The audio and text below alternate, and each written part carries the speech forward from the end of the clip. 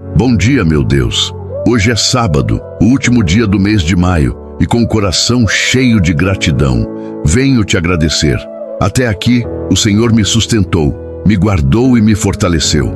Obrigado por nunca soltar minha mão e por me envolver com teu amor e tua misericórdia. Senhor, renova hoje minhas forças. Ainda há sonhos em meu coração e caminhos que preciso trilhar. Dá-me ânimo, sabedoria e fé para enfrentar cada desafio. Que eu siga firme, de cabeça erguida, confiando sempre nos teus planos. Abençoa minha casa, minha família e todos que fazem parte da minha vida. Que haja paz em nossos corações. Livra-nos, Senhor, de todo mal. Que tua presença nos acompanhe em cada instante. Entrego este dia em tuas mãos, Senhor, e recebo com fé o novo tempo que já se aproxima. Amém.